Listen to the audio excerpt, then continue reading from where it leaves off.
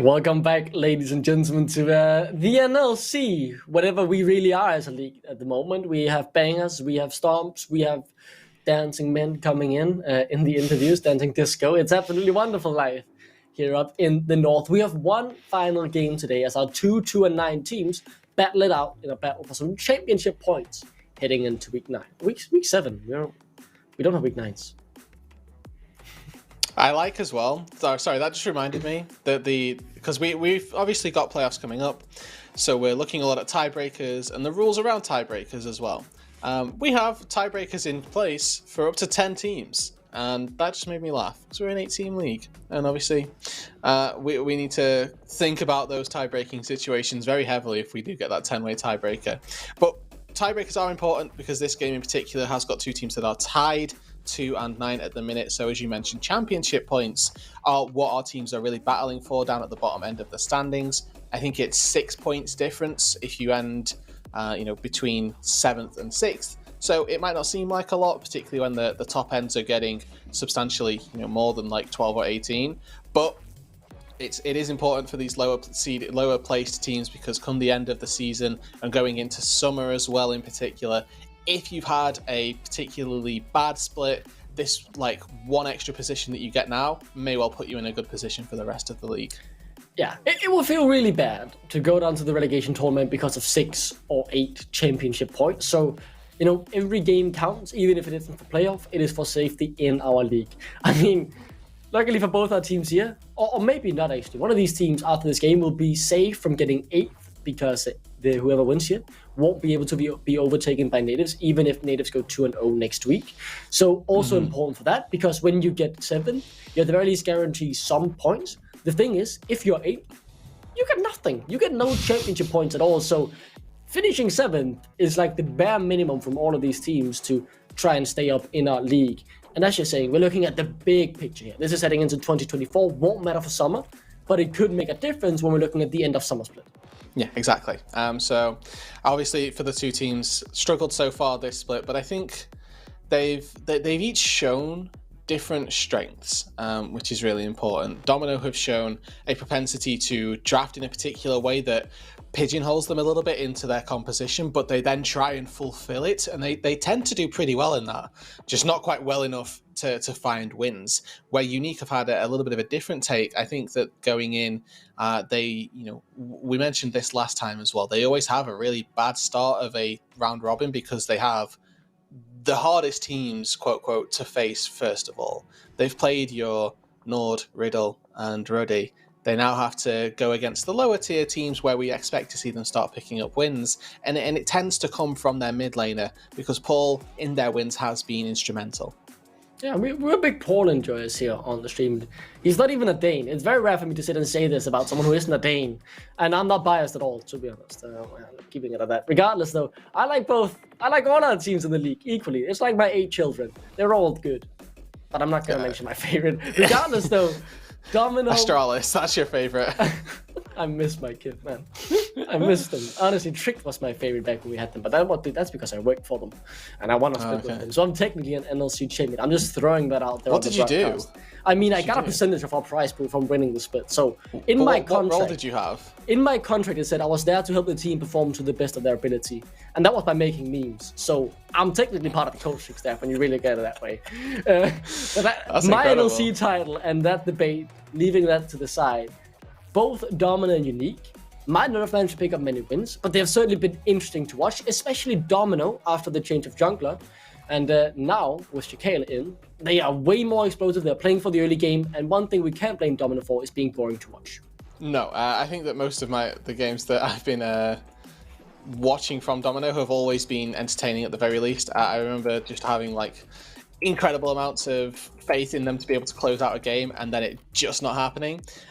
This was a Renekton mid game, but I think that when we see them really pop off is when we get to see a little bit of jungle mid duo action, because it's elsewhere on the map haven't looked to be the carries. They've not looked bad, but they've not looked proactive enough to start winning games. Yeah, it is there's been positive for both these teams. I think that's what we want to say, because there has been some positive. You've mentioned Paul. I think there's more positives mentioned about UniQ. They had a good stint for a while. Cyrek has had some great performances as well, a couple of games. News has, had solid performances on the tank. Overall, I think all of the players have had their individual moments to shine, but nothing that has managed to carry them through the split to a position where they could fight for playoffs. And that goes for both teams. So now it's about fighting for pride, fighting most crucially for these championship points to help avoid that relegation spot when we reach summer. Moving into the draft, though, we can't see the first ban. Could be anything. My best guess is the Maokai. Moving on to the side of Domino, maybe the On. Oh, okay. Yeah, we're blind guessing because we can't see them. Oh, this is true. Yeah, there is an issue with the draft. I think we saw this yesterday as well. There was a little bit of an issue. So we'll hopefully get that remedied. And worst case scenario is... Sire. Oh, close, look at that. Close. Both are rare. Yeah, I mean, you predicted Maokai On. We have gone for Jace Zaya. Very close indeed. Taking away the Lee Sin from Shakale, though. Again, these early aggressive junglers being removed. Antwer, again, targeted with the Elise ban. So, I'm a fan. And I like this 6 ban as well, actually. This isn't necessarily a meta ban, but it is something that Domino have used and will continue to, with something on the lines of a Seraphine if they feel like it as well, where they leave Lari to be a very stable, weak side, independent carry by giving him a mage. So the likes of the Ziggs, the likes of a Seraphine, where you can wave clear without being in too much danger. You free up Snobby to go for some wild roams and potentially unlock the map. And with Annie being high in the priority today, obviously she will be first picked again. I quickly want to mention the fact Syndra has not been banned. This is something we've mentioned every single time we've been on broadcast. Shaolin, self-proclaimed Syndra one trick. When it's open, he'll pick it. Might want to wait a bit and see if he finds the mid lane matchup first, but there is a chance he could go it here. Otherwise, we could see a support, could see a jungler as well. Are they really are they doing this? That, rude. And from there, you will continue the conversation. Thank you. Blind Rel. Yeah. Question marks are rising. We must see Samira here. Samira is the only answer. Okay, we see Samira on 3. So, let's take this to the Gnar point. Because Gnar so far today had a 100% win rate. We've seen both of our top laners that have pulled it out have impeccable performances. It's also a pick that NiHughes has played multiple times. I think that Fjumpbond taking it out of that pool is a very wise idea. Gives a little bit more leniency to a safe top side for Domino and allows for them to play a Samira Rel bot lane.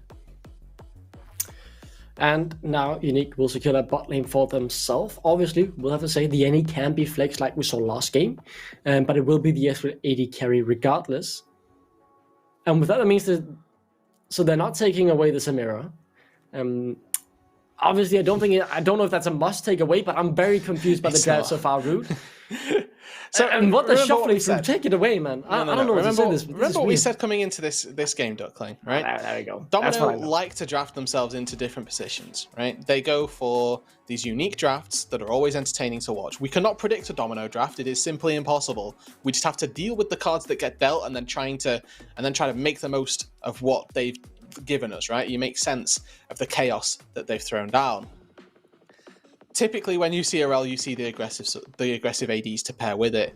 Your common pairing is obviously that Samira, but up against such a safe bot lane, I'm not surprised that they don't want to instantly, go for that choice right here.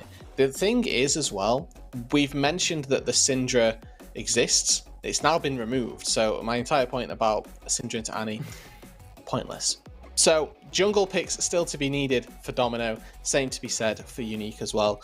And with them having first pick of the junglers, if they want it, out of that ban phase, they can pinch out the 2 picks that they don't want, take the 3rd that's super high priority, and then leave Antwer with a really pinched jungle pool. Let's see if they go down that route. I want to mention my satisfaction in the Ornn being locked in. We know News is able to take the weak side for the team. He takes it this time as well. Scaling up, being able to add that in the team fights with Paul now losing his Akali. A very good ban. Paul, a player who has had a lot of success on the Akali, considering the success this organization has had. The Akali has been a large part of that on Paul. Now though, on to the rest of the bans. You mentioned banning out Chakales. champion, or pinching out Anwar's champion pool actually. Shakail's will be pinched out a little bit as well, but this man has a very wide champion pool from having watched him in the Danish scene. We have even seen Rek'Sai bans against him, so a lot of options there for him. They decide to not pinch out any further, instead go for the AD carry pool. I'm almost certain you pick jungle here. Unless they've got some banger counter pick for jungle. Okay. We go with Philios. Interesting. You know what? Like I said, you can't predict the Domino draft. It is not possible. So I want to see what their 5th pick is. I think something like Karthus maybe comes up, maybe a Lilia here, like something that gives just a bit of a pack-a-punch, honestly, effect. UniQ need to decide whether they want to play this Annie into Sylas matchup, or if they're going to go for something different in the mid lane, and then, of course, what their blind pick jungler of choice is going to be. We still have Sejuani open, guys. Have they forgotten about Sejuani? Seems like it, as it is very quickly the Viego locked in for Antwerp. Now on to Shakail. Shakail, not someone I would normally put into the Sejuani pool. I don't think he's against playing it, but normally someone who drags towards these more carry-oriented champions, like the Lee Sin, like the Rek'Sai. In the end, though, in this team, let's see what he decides to offer this time around. Honestly, it's Domino. Anything can happen. They could pick Nuno as well and go Kesha EOS and just run it down with the full AP build. Anything can happen. That's what I'm trying to say. And anything will happen because they just locked in a Rise. Yeah, so Sylas jungle then for Shakail, I guess. This was like the little thing in the back of my mind saying, yeah, you can send this here. We saw this in pre-season when Green Smite was just top tier. There's a world now where Shakail has a bit of a tough time through the early stages of the game, but it gives you, again, the early game agency that we tend to associate with Domino. You like to see Shakail move into the mid lane as a 2 versus 2 help out Shaolin. They've got enough CC, enough damage between them to take down Paul, who's been reside back to that Victor duty. I think they kind of knew that this was a bit of a blind pick that they had to take as well, knowing, yes, there's a Sylas there, but it seems weird for them to have taken that Sylas on 3 without too much forethought. So I'd like to say, broad scale 5v5 on both sides, but that's generally not the case. We've got Ryze Gnar on one side, with a Gnar having winning side lane versus an Ornn, and then the Ryze, obviously, a very prolific side lane, generally regardless of its matchup, and the Victor, no different here. So there's actually a decent 1-3-1 opportunity for Domino, and their ability to late game play side lanes is something that could genuinely unlock them to a win throughout the game. Yeah, coming into this game, coming with this draft, I'm just excited to see what Domino do, how they want to play this out. Will it work? I'm expecting some early game action. The thing about Sylas in the jungle, though, very, very hard to clear early on. If you want to go for the full clear, you won't have much HP to gank from.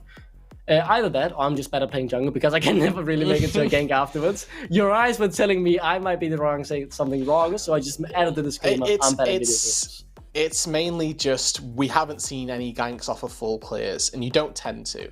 You'll see full clear, go to your respective crabs, base, and then decide to play the game. Or you see 3 camps where they're not chunked and then gank, right? So there's a couple of options open. I've not really seen a full clear into gank path from anybody yet. We're not playing, again, like season 12, season 13, season 11, where you could get away with those styles of path. But I'm hoping to see some sort of early aggression from Shakail, right? You've picked this Sylas, you used your flex potential on this in the draft to cheat a little bit of the draft more so than anything else, using the Sylas as a bait to ensure the Ryze pick in the mid lane was something you'd enjoy. So there's a little bit of pressure for me on Shakail and Shaolin, and that's quite all right. That's where we've given Domino's leads and where we've given them their advantages generally in games they're winning. Let's see if they manage to work it out. The game is underway.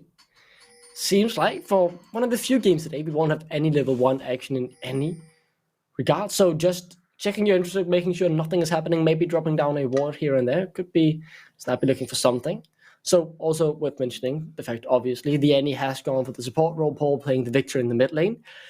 Overall, when I look at this route, my satisfaction with UniQ's draft is high.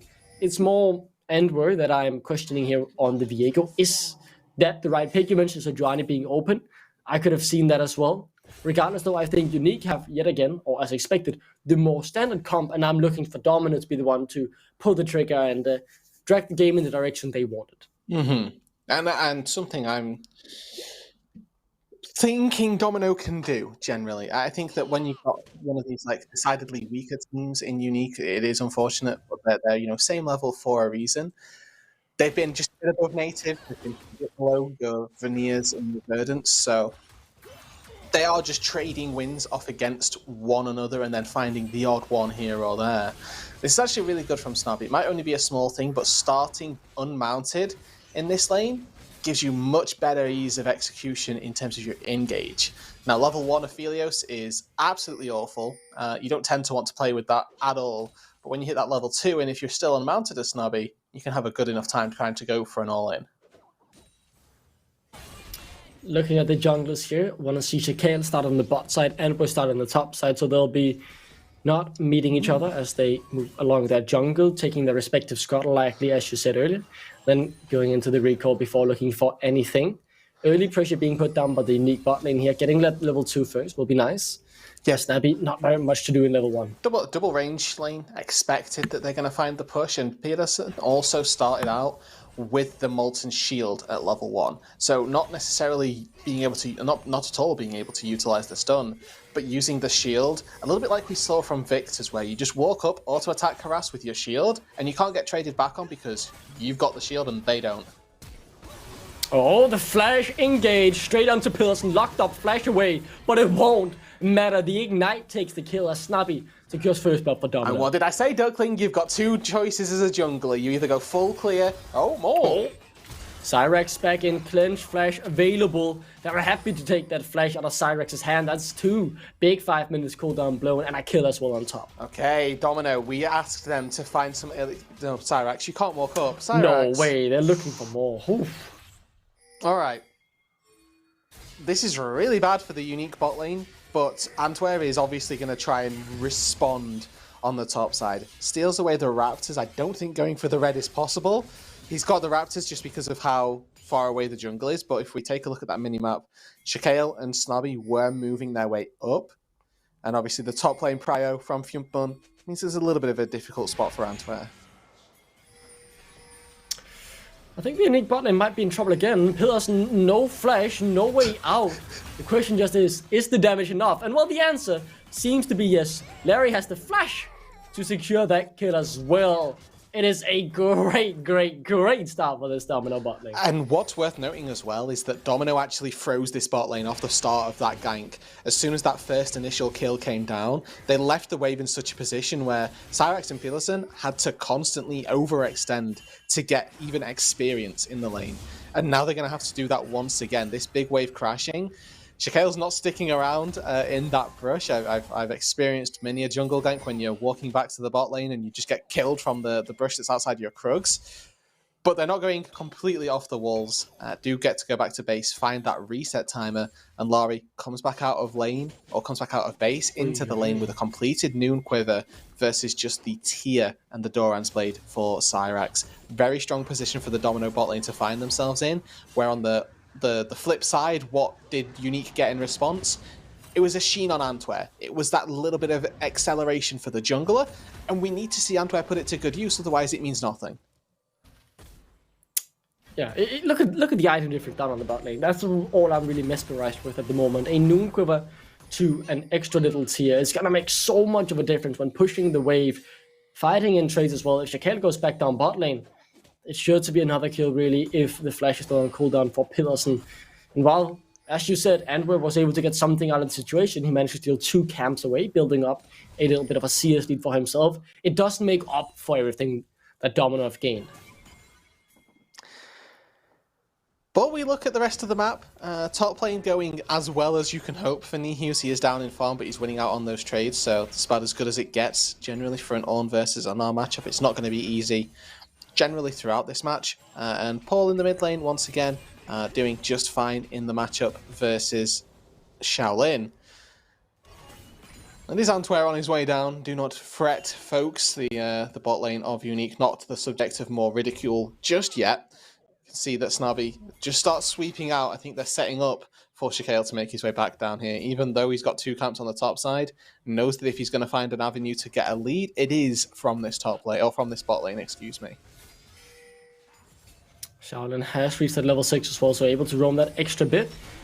A small rotation here just to secure that Drake. No real response here from UniQ. I mean, Peterson's looking for something, but unable to in the top lane, no news. Could actually be in trouble. No, the Gnar already used, so I doubt the damage will be enough. On pop. And Strike News actually wants this. Has good damage, but misses the on horn. And now Fyumpion just a couple more autos to seal the solo kill.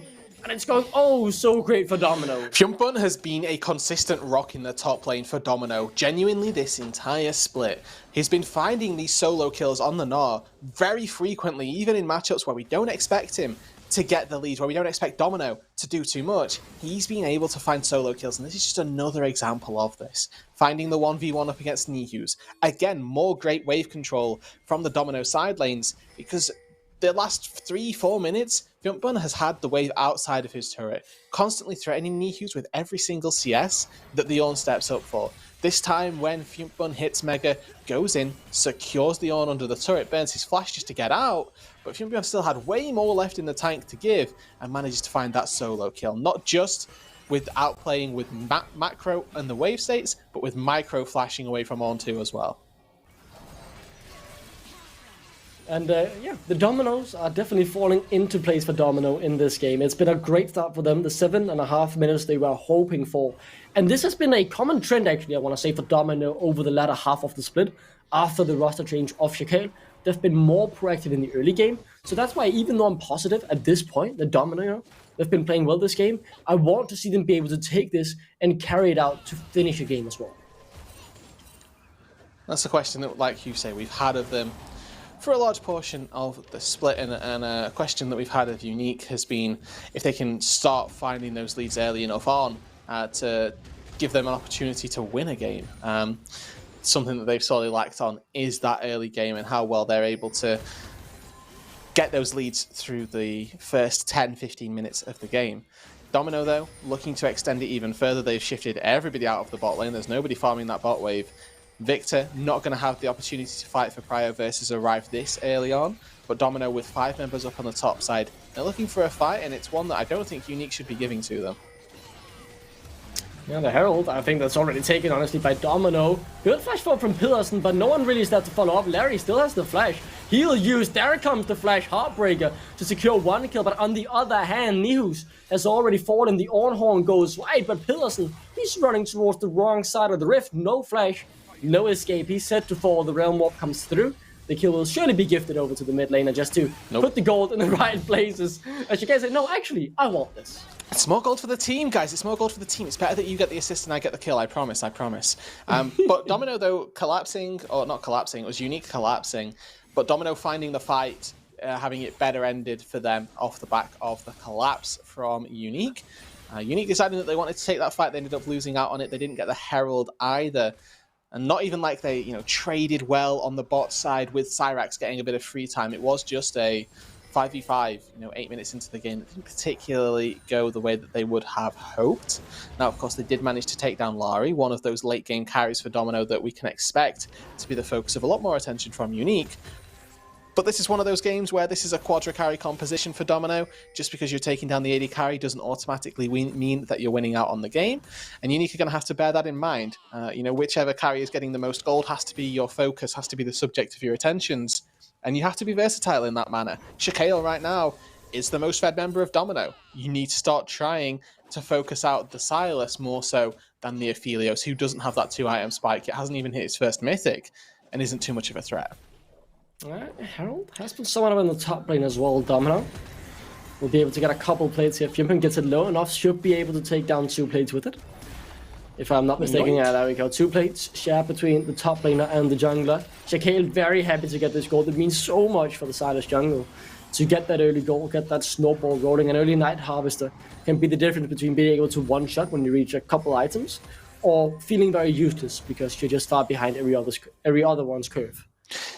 And reset 50 seconds before the Drake spawns. Shaquille went in, stole away a Gromp, and is now leaving the base with that Night Harvester.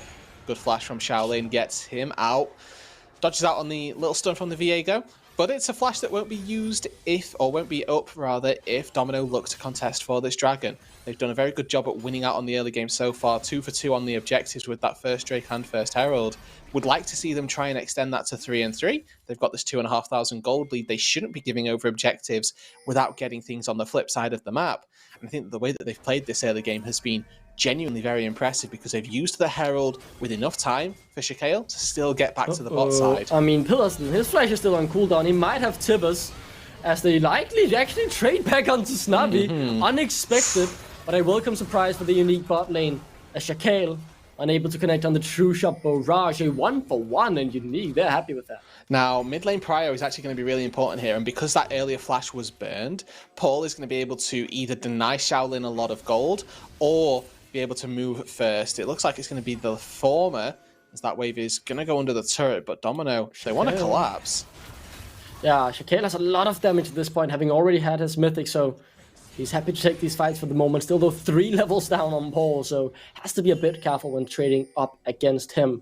Eyes on the Drake, though, seems to be the prize for Domino, and they will look to get it. Okay. So once again, at using the early game advantage that they've generated for themselves to move in and take an objective. You find a kill on the bot laner, you can use it to rotate up to the mid lane in this instance and find a little bit of priority that gives you this dragon. Shaolin will help out with just a little extra DPS. Not quite completed that Rod of Ages just yet. We're not looking at a, set to scale rise by any means. But I think once we've got that base coming through, we're either going to see that Rod picked up or decidedly being close to it. There it is. True barrage barely missed the Drake. In the end, though, that will be secured by Domino, as they're now going back to their ordinary lane, just making a little check up here. Small CS lead for Cyrax. Obviously, the couple kills in favor of Larry, as it's a 2v3. Domino will find himself in here. Tipper's not available. Good dash away from Larry. Flash as well away from the Heartbreaker. Snappy, though, able to go away with a crash down. And that's a Tibbers onto 2. It's beautifully played. And now that's 1 kill. Make it 2, as it's a double kill for Cyrax. Jakale will have to try and turn this around in a 2v3. Alongside Shaolin, they decide not to flip it. And that's a massive fight for UniQ. There's still life in this UniQ roster yet. All of the gold is in the right place. Cyrax is actually 4-0, despite the attentions of Domino being largely focused on this bot lane. Cyrax has never once fallen. He's actually getting all of the kills off the back of this. Now, there's an all-in top with Ignite. Oh, we don't care. I mean, let's see what happens here again. Some person, I mean, he plays this really, really well. I was initially confused by the Flash W, as I believe... Oh, the solo bolo did come through. I mean, honestly, I thought Nihus just got the kill cleanly, but in the end, fair play to Fimpun there. It is what it is. I guess on with... I mean, he had Trinity Force, actually. That was always going to be difficult. Just because he went... that was just mini-kiting, right? We saw him use it when Fimpun went out of Mega, so... Mini-nar kiting was a little too strong. It looks like Fimpun did use Flash. I imagine use that to get out of R2, and then you just have the chase down capability with the Hearthbound that's in Trinity Force. So overall, nice little maneuvers from Fimpun, finding the second solo bolo of his top lane. I know, Rude, you've thrown out this statistic as well for today. I mean, Nar has a 100% win rate. You said this. This is true. Maybe continue to today. At the very least, every single Nar we've seen today has been very, very good individually. Lingui, same goes for Nila, and now Fimpun as well, whipping out a solid performance on this pick. Will it be enough, though, to carry them through? It feels like Domino have many win conditions they can play through. Fimpun, very strong. Larry is somewhat on spike with Cyrax. Shaquille, strong as well. While on UniQ, it is very much Cyrax at the moment, and that's why they just keep going to the bot lane as Larry tries to survive 1v3. Respect to Larry right there. Just as soon as Antwer dashes forward, he's like, hold up, I got a lot of front-loaded damage here. You want to stick around? I'll dice with death. Antwer knows this and decides that it's not a good idea to duel the Aphelios, who has Shock from up and like every single method of stacking it. So it is, just in the end of the day, good cooldowns burned by UniQ, forcing the ultimate from Larry, and it means that they're going to have a bit more free time once again. It's a Herald taken on the top side by Domino, but it's a trade for gold going into the back pocket of Cyrax. This carry for UniQ, who hasn't yet shown up to be the one that can win them games, but has all of the tools to do so this game. Herald has been summoned, will get the charge in mid lane and will secure the turret. You have to feel with the help of Snappy, or maybe not actually. A rotation coming in from UniQ. I forgot for a second that Herald doesn't deal as much damage as it used to. 4 members of UniQ rotating towards this middle to really protect this tier 1 turret, and they succeeded that, so fair play to them. Wanna take a look at some of the spikes now, Rude, because 2 items in Cyrex has been hit. When that mana immune gets upgraded to Mirror Mana, if UniQ successfully play around him, they can have a really good period coming up. Okay, it is a fairly, I'll say, scaling-oriented Ezreal build as far as they go. Picking up a tier isn't mandatory anymore with Ezreal. You can opt into a Essence Reaver as your only mana item and then use that as long as you're hitting your skill shots to supplement the mana that you use. And if you're taking Presence of Mind, which I'm pretty sure that every AD carry does in Precision Tree, at least I do, is enough to give you the mana for the remainder of the game. But it means that he's going to pack one hell of a punch when that Mirror Mana gets completed. If you opt into the second item of choice, tending to be, you know, if we're traditional, lining this up with Jace builds, right? It's third item Serylda's, it looks fairly similar. But you can go for a Mythic, and on Ezreal, the beauty is that Mythics are so free to go for. He has Realm Warp, but there's a stun somewhere. Yeah, no turret at the moment to keep him safe. Phase Rush procced. Oh. Yeah, he just walks away. He had Flash as well. I was expecting there to have at least needed to be something coming through from that. Nope. Well, we proc Phase Rush, we run away. That's why Shaolin's playing and I'm not. I mean, maybe that is the difference. Cyrex gets hit up by... It's the only difference, actually. I would have it's the only... there. Yeah, because he was able to run out of that one. Now the chicane could have been in trouble, but the Tippers goes barely wide. Unfortunate one for Pearson as we've been watching too many Kasing bots. Oh, well, don't do that to him, man. don't do my boy Kasing like that. Respect our elders here in this household. As Shaquille now knocked up by the corner of the Forge God, onward.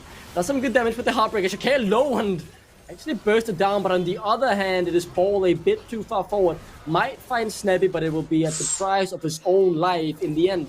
Snappy stays alive with the crash down. Shaolin has not rotated yet. Fiumpion finally getting into Mega. Realm Orb is available, so Shaolin can join in an instant. You have to feel as Fiumpion now forced to run. Shaolin has joined it with the Realm Orb on the backhand, but he can't really connect on anyone with the fight as Fiumpion now too low to be the front line. It is UniQ who get away with the victory somewhat as they are now able to start up the Drake. Stopping that soul stacking as well, and Shaolin's still here, still present, and he's got a TP behind. There's a world where Domino can stop this, and we're living in it, actually. We've got Lari threatening from that top side of the map as well. Drake stopped, but the soul sort of stacking for Domino is what they're after. I don't know how I feel about this for UniQ, because they stopped doing the Drake, but nothing's particularly changed, and they're now heading back. Okay, now they've got the TP, things start to look a little bit different. Yeah, reminder, many big cooldowns are missing. Call it the Force God, Heartbreaker, Chaos Storm, Crucial Barrage, all the way from the side of UniQ, while Domino's is pretty much up. You have the Gnar, you have the Hijack, you also have the Metal Storm in a couple seconds as well, so that's really all you need to secure the Drake. In the end, though, Shaolin walks back towards the bot lane to try and continue this turret. The Drake now being started up by Domino yet again, and we're giving it up, and this is just a free soul point to the side of Domino. Okay.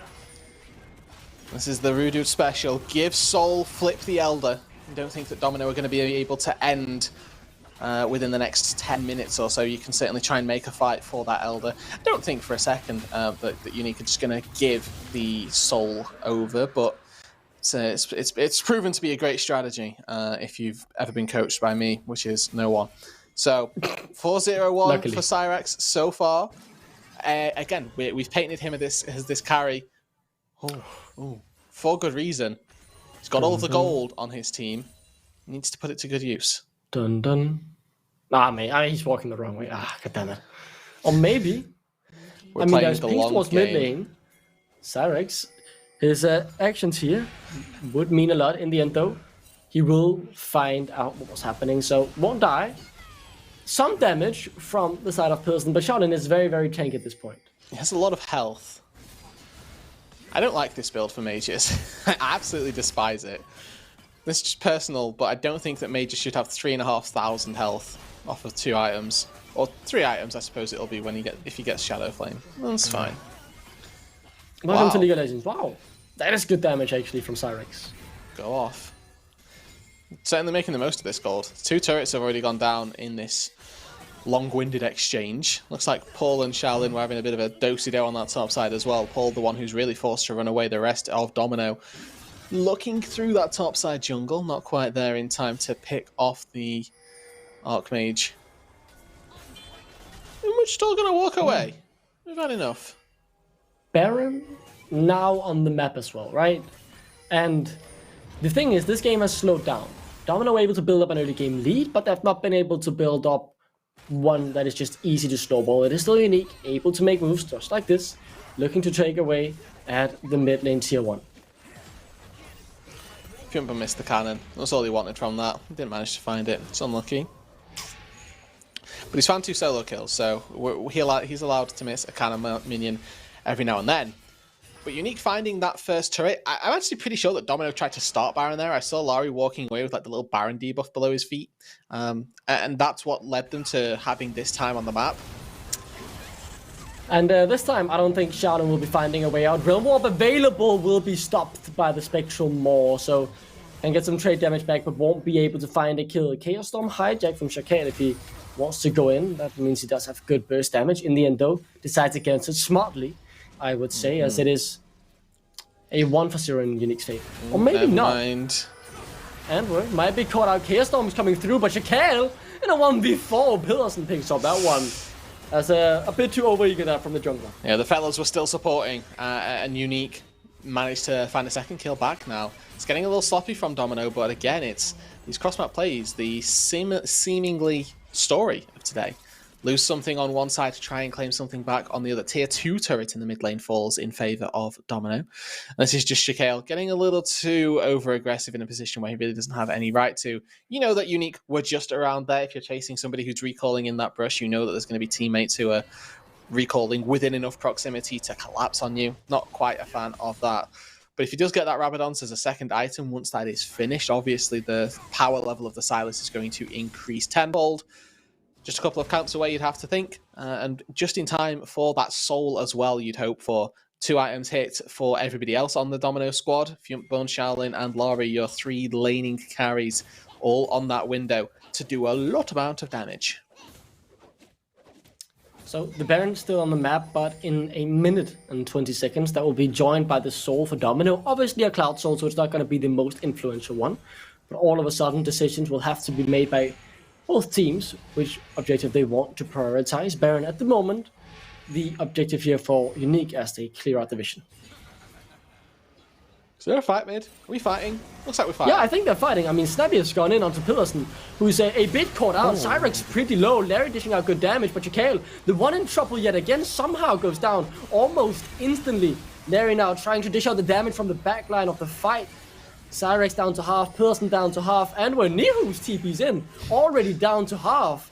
So they just TP's in to run here with Unique. It is Domino who lose a member, but they're the one in control of the map. Enough HP to go between them, and if we look at that Drake timer, 30 seconds. I don't think Unique are going to get here in time. They don't have Hex Gates. Fortunately, they've got a jungler, and it doesn't look like Domino are willing to give them the satisfaction of a flip. And I think that without them having needed enough time to set up, it's enough of a window for them to walk out, say, okay, we can get there in time if you're trying to burn it. And Unique don't know, right? They're face checking complete darkness right now. They get there just before the Drake even spawns, so they know that they're ready if there was to be a flip. Unique there first, it means they get to set up vision, it means they get to take control over the river. It's on Domino now to try and find their way in. Ulti's still on cooldown, or your Moonlight Vigil. That Magnet Storm is up very soon. If they can stall for that, Snobby could be a pivotal playmaker.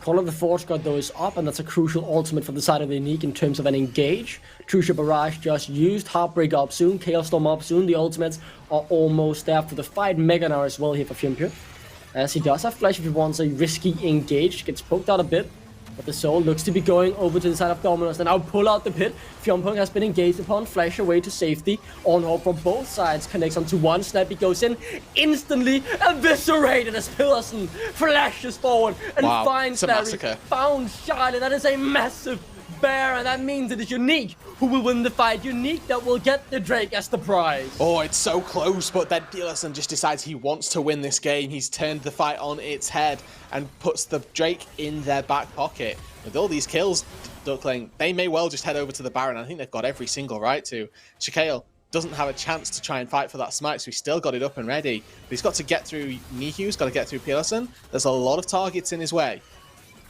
Yeah, and Fjumplung hasn't reset yet, so he won't be there. He's low HP either way. Now CC'd up is Shakail.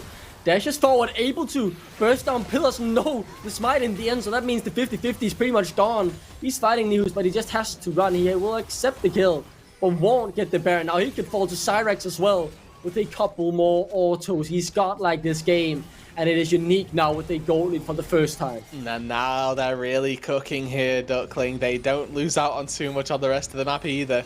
Tier 2 turret in the bot lane is going to be a more than worthy sacrifice for them. Let's take a look at this fight once more. It's all okay. They're focusing Fjumplung. This Call the Forge got stolen. Doesn't do too much. But then Pearson, as soon as Snabby goes in, knows he's got the window. Ooh. Chaos Storm catches them all as well off the back of the Annie stun. So they all get rooted up inside the Victor Gravity Well, get hit by a ton of procs of that Chaos Storm. And it's actually just the two mages, your makeshift mage in the bot lane and Paul on this Victor, that are dealing all of that DPS. Yes, Cyrax here, 703, has finished that Dustblade, but credit that fight has to go to Pearson and Paul for, honestly, layering the CC about as appropriately as possible.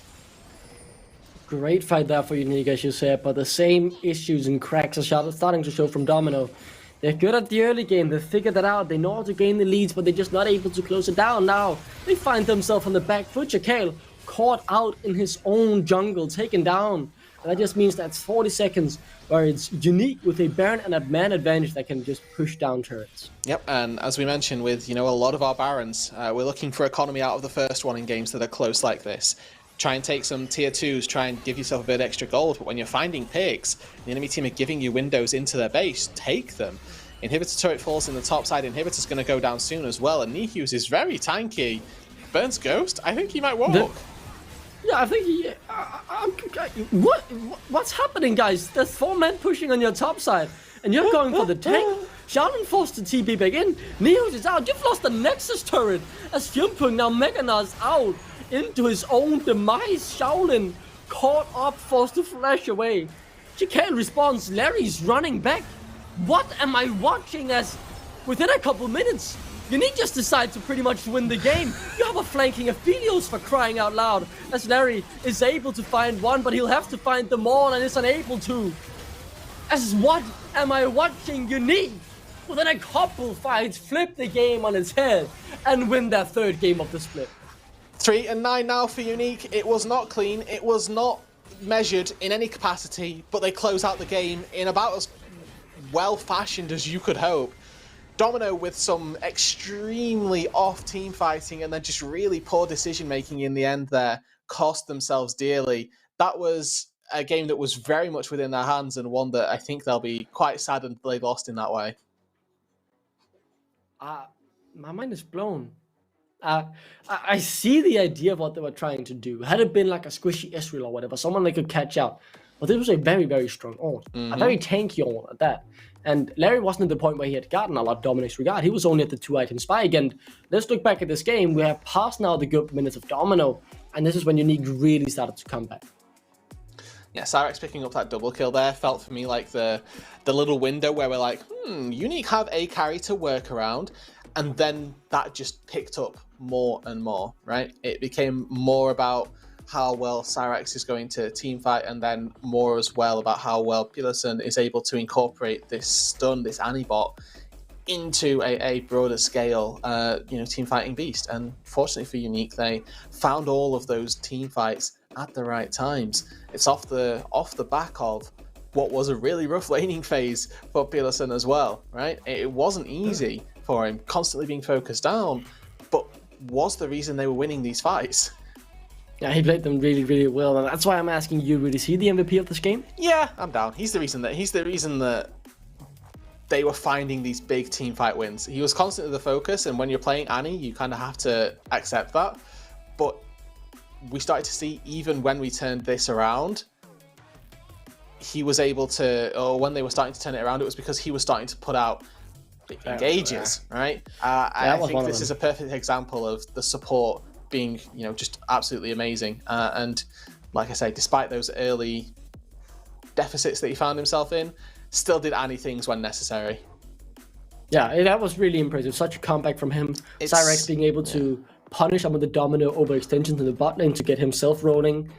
And it's like when we remember earlier on in the season, we gave Taxa an MVP, even though he would just constantly die, but he'd die to get flips and win the smites. It's similarly like that for Peterson, because he's constantly throwing himself in there to find engages, but it's to win his team the game and doesn't care for the KDA. It's a bit of a Hulisane kind of play, right? The KDA doesn't matter. What matters is how many Ws you get on the board as a team, and it's now UniQ who has gotten that third win. Deservedly, I would say.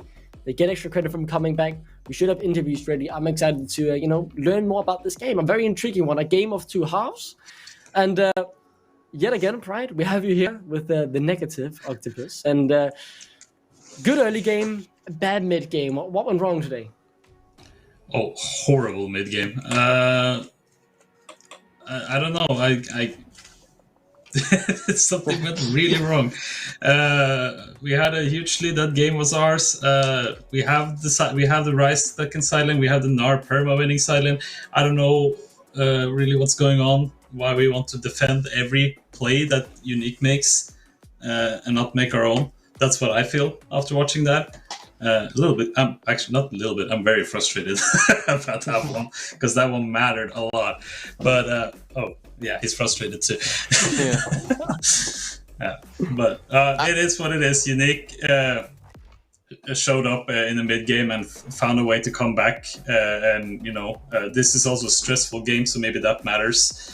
Or stressful in the format. We needed that win to be fifth place. No, sixth place. Sorry. Sixth, yeah. So, it is what it is. Yeah, decidedly a rough loss, right? I don't think there's anybody that's going to try and counter that argument. But again, it's still these positives that we get to take away. I'm always intrigued by your drafts. Every game I go into the draft and I'm like, I'm going to let Domino do their thing, and I'm going to try and take about what's going on at the end. Is that like something that your coaching staff is working on, your players are working on? Because you always give us something new and something to surprise us and get these early leads. I heard you really wanted the Samira. I did. You picked Rel. Yeah. Where's my Samira? Next week. No, I think this is things we have practiced. Some other picks that our players are confident with. It's kind of our style. We want to find those fights and win team fights and show that that's our strength in playing. And today, it didn't. Just a little bit different than everybody else. Everyone wants this Maokai and Sejuani, and we're not about that. We are about fighting early game champions. And then we have Rise, of course. So it's to get leads. That's what we want, and create them, and not just sit and wait for them. Okay. Yeah, I mean, I can really respect that approach, but it has had some enjoyable early games, but it just hasn't really worked out in the mid game, right? And it's really disappointing having to see the same mistake kind of happen over and over again. What are you guys doing to try and fix this? Because your early games have been really, really good, even against some of the better teams in our league. We just have to go over more and more detailed maybe, and find out what the real issue is in the mid game. This game, it looked like, I don't want to say brains turned off, but maybe we're uncomfortable with having the lead and didn't really know how to play with this team comp. Usually we have, a Syndra one-trick mid lane. So we're able to create a little bit more there. But now we have a mid laner who wants the side lane, and maybe that was different. They didn't really know how to change the playstyle we used before. So I think that's where things went wrong. So maybe we have to go over more mid-game stuff and how to use such a fantastic lead we have. With being on Soul Point, we can cross-map wherever we want to cross-map. But that didn't happen. That's what I wanted to see. But I'm not a coach. I'm just a player and a manager who really likes the game. But I wanted more cross map here, for sure. When UniQ wanted to catch the Rise, I wanted to see my whole team go bottom and just punish the Ornn, get tower, take the whole jungle, take position there, and that could set up Dragon. But that didn't happen, sadly. I mean, obviously something had to go wrong in terms of you guys losing the game. At the very least, your early games are still very enjoyable to watch. Same goes for the drafts. Thank you so much for joining us, Pride. Hopefully soon we can meet with a happier prize for once. Thank you. And with that, we're moving straight into the winners. Welcome, Flora, and congratulations on the victory. Thank you. It's pretty important at this late of the season, but we take those two. Yeah, and I want to start off with that because obviously playoffs are out of reach. It is no longer possible. So the goal is obviously to finish as high as possible. And in terms of the three teams that are out of the playoff race, Natives, you, and Domino, how confident are you in saying you're the strongest out of these three? Quite confident, to be honest. I feel like at least the last game against Domino, what we lost was quite a robbery, daylight. To be honest, that it was more of us losing the game. So I'm not too worried. And example, this game, we had a rough early game, but again, we kind of knew that they are going for heavy early game comps and just flipping every team fight that they can be having, and just not fighting unnecessary fights and then going for fights that we will be winning and then scaling for late game. So it was quite on our playbook what we were seeing. So happy to see it. And again, it had been rough, roller coaster season, but again, it's still more about learning process and getting better each day and each week. And hopefully we will be the best at the end of our season. So. No, I mean, it was obviously a different style of game than I think you'd have wanted going down so early on. Do you think this was, like you mentioned, that Domino kind of you through the game a little bit for the time that you lost? Do you feel like that was a little bit of what had happened here as well, and Domino just repaying the favour, or that you earned this win and got it taken back? Tiny bit both, I would be saying. Like, there was the situation, of course, they were also making mistakes, but I believe that our voice was also putting the Dominance in a situation that they are forced to be making mistakes. So I wouldn't really say that they were through in the game. I believe that it was still our win in the end. Mm-hmm. No, that's good. I'm a fan. I mean, obviously this is a new, or the sixth position now is not necessarily secured by any means, but it puts you in a lot better standing now that you've got that 1-on-1, and likelihood is that you will at worst have to play a tiebreaker. You've got a very important week 7 though going in. You need to try and secure that you're in as good a spot as possible. How are you feeling going into the final week of the NLC? I mean, there's 2 easy wins to be only crapping, so I feel pretty happy about it. And Verdant should be ready for the games and not to be picking Teemos in the end, even though I don't know how important game that for them anymore now that they won Riddle. At least that makes it easier for them. But again, I feel fine against anybody basically. The top 3 is the hardest one, and they have been really convinced, and I think that shows on the latter parts. But other than that, we will be just getting better and then facing Verdant at the end of the season. Yeah, I really love your confidence. It was great having you on, Flo. Thank you so much for joining us, and congratulations on your 3rd win. Hopefully, we see you for more happy interviews after some W's. Thank you so much. Thank you. And with that, Rude, all of a sudden, a day of upsets, stomps, close games, and bangers are behind us. Also, we can't forget the disco dances.